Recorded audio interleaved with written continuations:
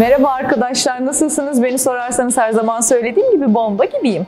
Fitness salonuna geldim. Normalde gelmem ama çok sevdiğim bir antrenör arkadaşım var. Onu ziyaret etmek istedim. Vücut geliştirme ve fitness antrenörü Suat Halim Çankaya. Biraz sonra onunla sohbet edeceğim. İşte nasıl başlamış bu işe, nerelerde dereceler almış. Bize pandemi sürecinde biliyorsunuz malum evlere tıkıldık. Yani işe güce de gitsek spor salonlarına gitmeyi çok fazla tercih etmiyoruz bu süreçte. Çünkü doktorlar da hava sirkülasyonu dolayısıyla spor salonlarını önermiyorlar. Ama gitmek isteyenler için de salonda ya da evde atıyorum kası kuvvetlendirme gibi olayları konuşalım derim kendisiyle. Çünkü ihtiyacımız var diye düşünmekteyim. Şahsen benim karnım yavaş yavaş yağlanmaya başladı. Bize şöyle 3 tur bir hareket bile gösterse kârdır diye düşünüyorum arkadaşlar. Bu arada da onu ben bulayım ve sohbete başlayalım. Görüşürüz. Evet arkadaşlar, Suat Halim Paşa'yı buldum.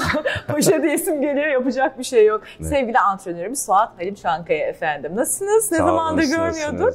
Hoş geldiniz. Hoş bulduk. Suat'cığım sakin, çok sessiz sakin. Pandemi evet, dolayısıyla pandemiden ama dolayı biraz önlemleri aldık diyorsunuz. Evet, 2 tane öğrenci gördüm. Nasıl? Akşama kadar? Ya şimdi aslında 10'arlı grup gidiyor? alıyoruz. Hı-hı. Seans araları yapıyoruz. Arada işte temizlik ekibi giriyor. Hı. O yüzden çok da fazla almak istemiyoruz aslında bu dönemde. Ya, rutin gidiyor, rolanti gidiyoruz aslında. Doktorlar gitmeyin diyorlar hava sirkülasyonu dolayısıyla ama ne düşünüyorsun antrenör olarak? Gitmeyin diyorlar ama başından beri yani spor yapmanın öneminden bahsediyorlar. Evet, vücut direncinizi kuvvetlendirin diyorlar. Bir taraftan da spor salonlarını tercih etmeyin diyorlar. Ben mesela spor salonu harici evde spor yapabilen bir tip değilim, biliyorsun. Tam elimdir yani. Hep sana telefon açıp şimdi benim popo biraz düştü, ne yapsam, nasıl bir squat uygulasam derim. Oradan bir şey anlatırsın ama yapmam yani. Ya şimdi en son bir yazı da çıktı aslında NTV'de, işte spor salonlarında işte bu hastalığın çok fazla yayılmadığı, spor yapmanın işte daha çok toksin attığın için, işte vücut direnci daha çok arttığı için çok daha faydalı olduğu en başından beri söyleniyor. Hatta ben geçen bir yazı okudum. Bu Norveç'te mi pandemi başladığından beri bazı işte yerlerde spor salonlarını kapatmadılar.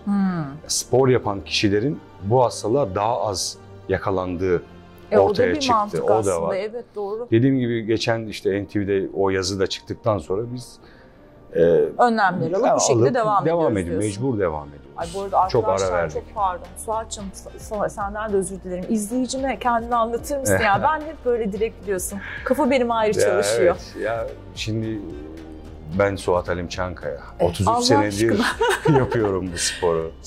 Nasıl başladın? Neyden heveslendin de ben 13 yaşında ve fitness işine çok girmeyi? erken başladım aslında. 13 yaşında başladım. Var mı bir süper kahramanınız? Var. O zamanki kahraman, çizgi film kahramanı He-Man var aslında. İşte onun o kılıcı çektiğindeki değişiminden tabii çocuk aklı etkileniyorduk. He-Man'e de benziyorsun aslında bak şimdi bakınca.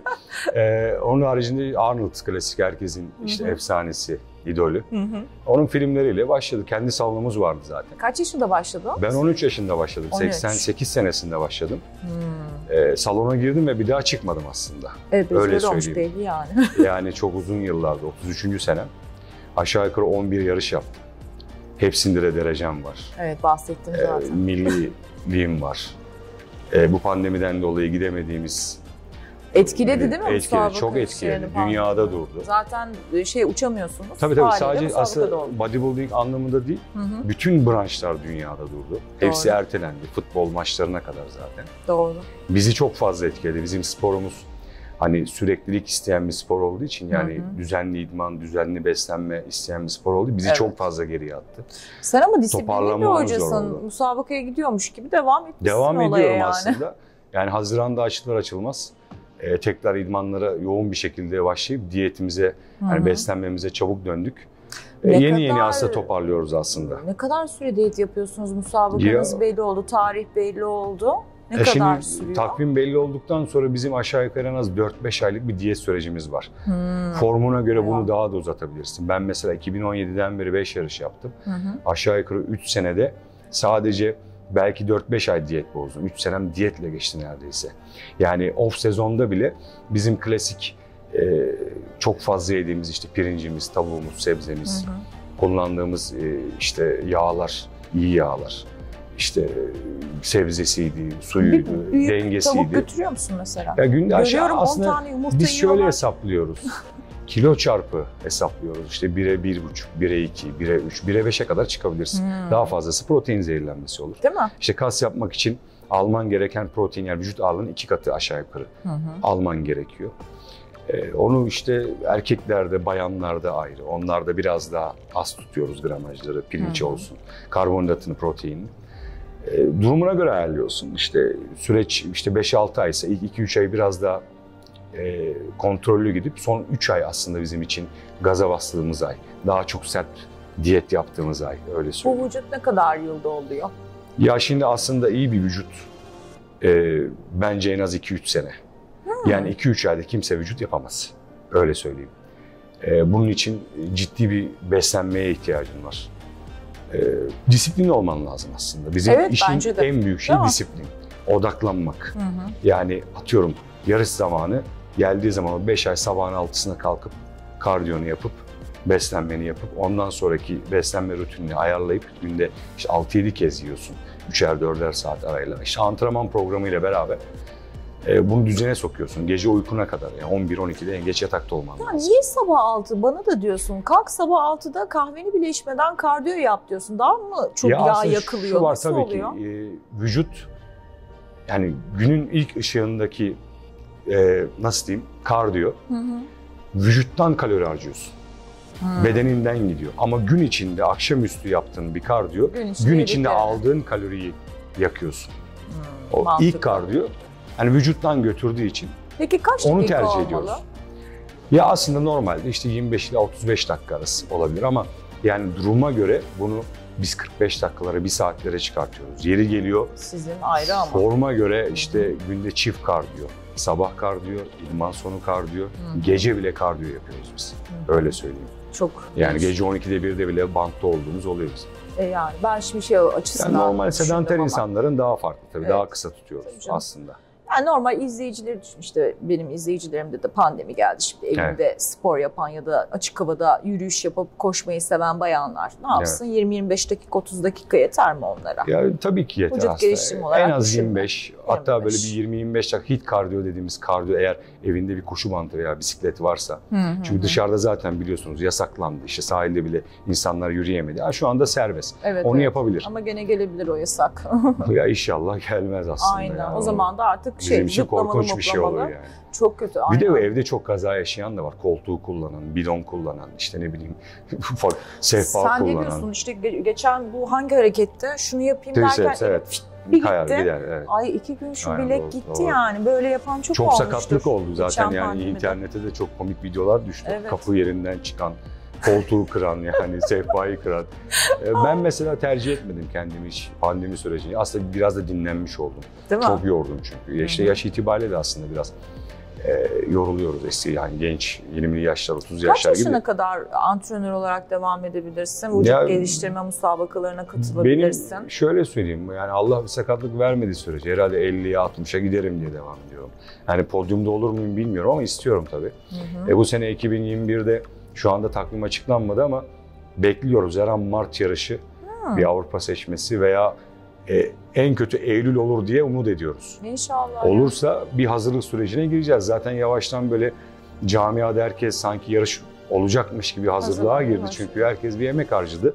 Bir anda yarışlar iptal olunca hem aylarca yaptığın diyet, hem harcadığın para, hem vakit, ailene zaman ayırmıyorsun. Sadece kendine zaman ayırıyorsun. Hepsi çöp oldu. Şimdi bir umutla bekliyoruz açıkçası. Sırf sizin değil ki bütün herkes meslek için, grubu, bütün dünya yani. Aynen. Belki biraz öyle avutuyorum ben de kendimi. Bizde de biliyorsun oyunculuk vesaire bayağı setler kötü durumda. Olanlar kalkıyor Covid'den şu bu. Neyse konudan sapmayalım. Ben seninle bugün şunları konuşmak istiyorum ama bu senin müsabaka olayınla ilgili önemli bir soru soracağım. Ne olmalı? Yani proporsiyon ne olmalı da yarışmalarda birinci olabilirsin? Şimdi yarışmada... Yani onun bir hazırlığı var bildiğim kadarıyla. İlaçlar falan, suplementler, şunlar bunlar da alıyorsunuz ama yarışma sırasında senin gibi 2 tane daha arkadaş var. 3 kişi arasında kas üçgen mi durmalı? Nasıl durmalı da birinci oluyorsun? Neye göre seçiyorlar? Tabii ki üçgen durmalı. Ama bunun seçimi aslında sizin, yani şöyle söyleyeyim, hakemlerin seni seçmesinin, sana puan vermesinin yolu şu: iyi bir diyet yapıyor olman lazım, iyi bir diyetin olması lazım. Vücudunun ciddi manada kurutma lazım. Artı proporsiyonun, vücut dengenin çok iyi olması lazım. Artı podyum rahatlığının çok iyi olması lazım. Ben çok adam biliyorum ki yani podyumda suratsız poz veren, poz veremeyen, pozu iyi veriyor olman lazım. Yani karşı tarafa ben buradayım ama çok rahatım, çok rahat poz veriyorum. Ve gülmelisin ya iyiyim, falan. gülmelisin. Yani kamerayı oynamalısın yani açıkçası. Öyle söyleyeyim. Sizinkisi de oyunculuk işte. Onun gibi yani evet. Podyum aslında ben mesela ilk yarışım 99 senesinde şöyle bir şey söyleyeyim. O 4 ay 5 ay diyet yaptıktan sonra bir daha hayatta yarışmam dedim. Hadi Bu ya. eziyet çekilmez dedim mesela. Ta ki podyuma çıkana kadar. Podyuma ayak bastığımda da şunu söyledim. Ben her sene bu podyumda olmalıyım dedim. Ve iyi Çok yapmış. zor bir süreç. Yani çok meşakkatli bir süreç. İnsanlara dışarıdan yani bizim yaptığımız çok kolay geliyor. İşte şunu yapmışsın, şişirmişsin kaslarını. Biz de diyoruz ki o zaman yapabiliyorsan buyur. Ama bunlar Yani doğal işte. Yeni şey nesil mesela bu bak steroid kullanıyor vesaire. Önermezsin sen. Var. Biz çok Doğal önermiyoruz yapmak aslında. önemli. Evet yani natürel yapmak aslında bu şöyle bir şey. Amaca yönelik aslında. Eğer profesyonel olmak istiyorsan belki belli şeyler yapabilirsin. Belli kuralları hiçe sayabilirsin. Bu bir savaş aslında. Podyumda bir savaş veriyorsun. Eğer oraya hazırlanmak, orada savaşmak istiyorsan, yurt dışında savaşmak istiyorsan, rakiplerin bunu yapıyorsa sen de belli ölçüde yapabilirsin. Öneriyor muyuz? Önermiyoruz. Dediğim gibi daha profesyonel bir şey. Şimdiki yeni neslin hatası şu. Yani direkt hemen olsun evet, istiyorlar. yani birkaç ayda vücut yapacaklarını zannediyorlar. Aynen. Bu hataya düşüyorlar. Damarı Yanlış patlayanı bile gördüm ben biliyor var musun? tabii yanlış yönlendiriliyorlar. Aynen. Yani antrenmana başladıktan 1-2 ay sonra saçma şeyler kullanmaya başlıyorlar. İsmini söylemek istemiyorum şimdi burada. Ondan sonra çabuk veda ediyorlar. Yani 1-2 sene sonra çeşitli rahatsızlıklar geçirip Çıkış işte bir anda ama böbreğinde, iniş de bir anda. karaciğerinde veya vücudunun farklı yerlerinde İflas rahatsızlıklar ediyor oradan geçirip resmen. aynen ve ne oluyor? Yok olup gidiyor. Aynen. Yani biz Geçici süre. benim jenerasyonum hala yarışıyor. Hı. Şöyle bir şey söyleyeyim. Ben 2003 senesinde podyuma çıktığım 4 arkadaşımla 2020 senesinde gene buluştuk podyumda. Yaşlarımız denk geldi. Master yarışıyoruz şu anda. 45-49 yaşta tekrar denk geldik. Bizim için muazzam bir şeydi. Çünkü ne var? Sınırlarını bileceksin. Doğru. Abartmayacaksın. Yani atıyorum. Her şey dozunda olmalı. Evet yani bir aspirini bile 5 tane alamazsın. Doğru. Bir tane içersin. 5 tane alırsın. Diğer spor Zaten gruplarına göre şunu diyebilir biraz daha miyiz fazlası. yani vücut geliştirme için? Daha bir sabır, selamet ve Kesinlikle istikrar çok gerekli. fazla sabır gerekiyor. Spor dalları yani arasında. çok fazla. Disiplin çok önemli. Evet. Yani bizde insanların yapamadığı, yani sporu yapmak çok basit.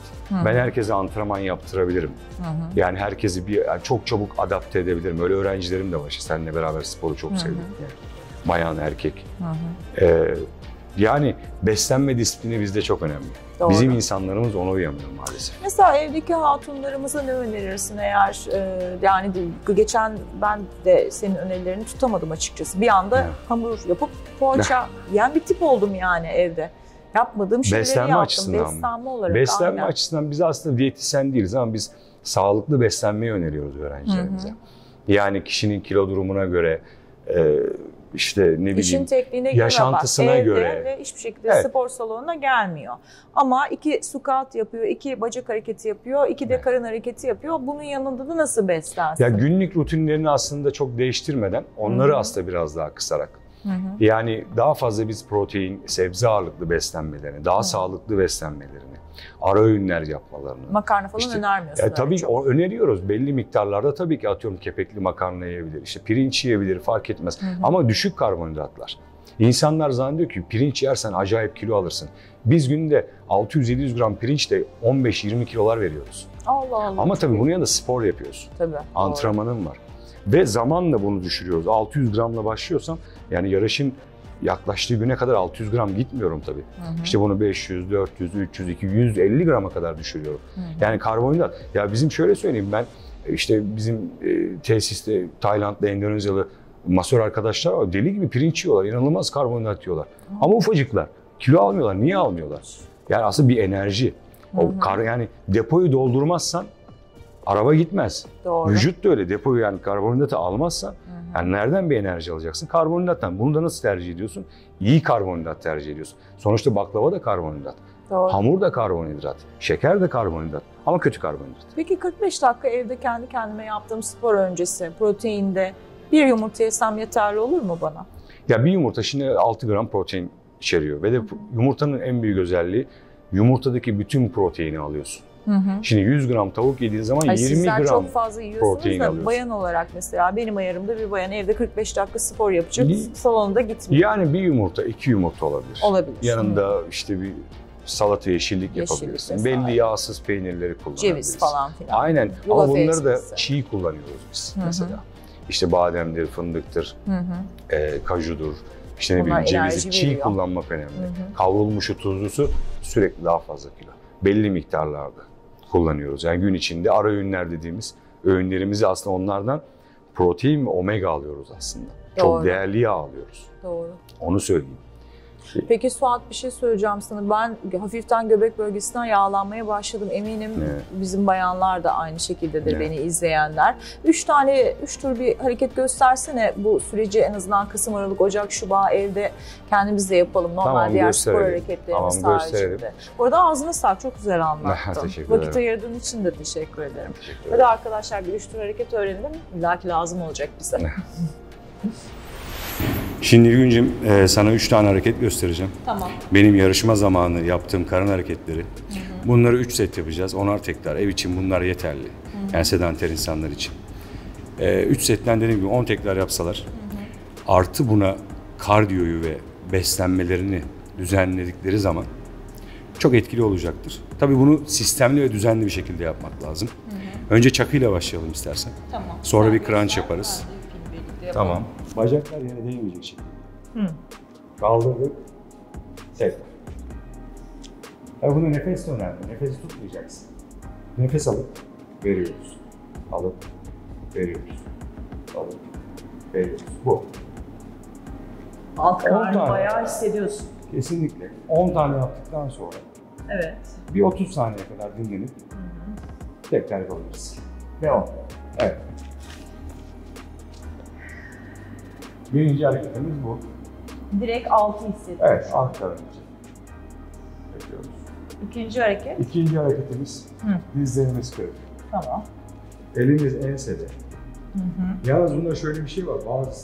Bazıları şu kafasını çok geriyor. Aslında değil. Sadece elimiz burada bir aparat gibi düşün yani. Hafif belden kalkarak. Ama ne yapıyoruz? Karnımızı sıkıyoruz. Hissediyoruz. Yani. Hatta burada 1001 kalıyorsunuz. Hop. Tekrar. Hop. Tekrar. Bu. Gene nefesini tutuyoruz. Bu şekilde 10 tekrar, 15 tekrar. Ben Cümle doğru yapıyor etkili. muyum Suat şu an? Evet. Bir es veriyorum, tekrar Aynen öyle. Devam ediyoruz. Yani bunda da mesela bastığın zaman aşağıya kadar tamamlayıp karnın alt kısmına kadar hissedebilirsin. Bu şekilde. Bu. Üçüncü hareketimiz şöyle yan dönelim. Dur önce bakayım da sana. Evet. Dizlerinizi kırdık. Elimiz şu şekilde. Tamam. Bundan sadece şu gücü alacağız. Bu bize yardımcı olacak. Diğer elimiz başımızın arkasında. Bak sadece şu. Sadece bu oblikleri sıkıştırıyor. Direkt yanlar. Bu aynen öyle. Şu. Bu kadar. Ben de yapıyorum arkadaşlar. Evet. Bu. Bir dakika dur. Ay. Evet. Aynen. Burada hissedeceksin. Buranın sıkıştığını hissedeceksin. Süper. Evet, hissediyorum. Aynen bu.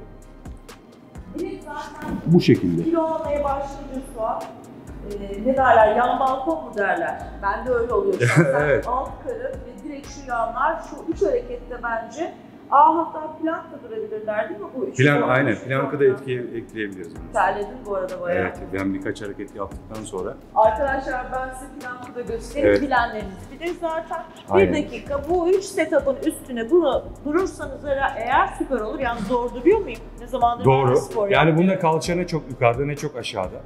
Şuranın Tam bu bir olması denge, gerekiyor. evet, tam bir dengeyi yakalayıp ondan sonra gene bunda da karnını sıkabilirsin. Evet, hissedeceksin. Ve Bu. bitiriyoruz. Aynen. Aynen. Peki, dur mikrofonu alayım. Tamam. Sence karın haricinde çok ekstra bir hareket biliyor musun? Hani arka bacak ve popo için işlerine yarayabilecek. Tabii ki var. Evde mesela squat yapabilirler. Sumo squat yapabilirler. Yani sadece kilo almalarına da gerek yok ellerine. Belki bir 3 kilo 5 kilo da olabilir eğer varsa evde. O şekilde yapabilirler. Kalça için de bir iki hareket gösterebiliriz isterseniz. Süper olur ya. Bir Onu da hareket gösterelim. sen göstersene. Tamam. Bir de kalça için yapalım. Aynen. Hadi Tamam. kıyağım bu da size, iyi izleyin. Klasik yine dizlerimizi kırdık. Tamam. Ellerimiz yanda. Şunu yapıyoruz. Yukarıda kalçayı sıkıyoruz. Ve bıraktık. Tekrar. Ve bıraktık. Bunu yine 3 set, 4 set yapılabilir. Bunu ben hani o pilates topu var ya, Evet. onunla yapıyordum ama Olabilir. şu diyorsun. Ha Bravo. evet, böyle de hissediyorum. Sehpada da yapabilirsin. Doğru. Koltukta bile yapabilirsin. Yani Şöyle. sırtını koltuğa koyup aynı Aynen. şekilde. Bunun bir de şu tekli versiyonunu yapabilirsin. Hı. Bir bacağın önde. Evet. Yine aynı şekilde buradan kalkıyorsun ve tekrar aşağı. Buradan tekrar aşağı. Bu. Bunu da 3'er set, 4'er set, 15 tekrar, 12 tekrar. Yani 20 tekrara kadar çıkabilirler. Onda hiçbir sorun yok. Bu arada Bu çok şekilde iyi uygulayabiliriz. hissettim. Evet, Tamam. yürümeyi hissedersiniz. Aynen. O zaman biraz da senin antrenmanını izleyelim. Ne dersin? Tamam, ben de Olur mu? Evet. Aynen. Hadi arkadaşlar, şimdi size basit şeyler gösterdi ama Suat'ı izleyin. Böyle bir antrenman yok.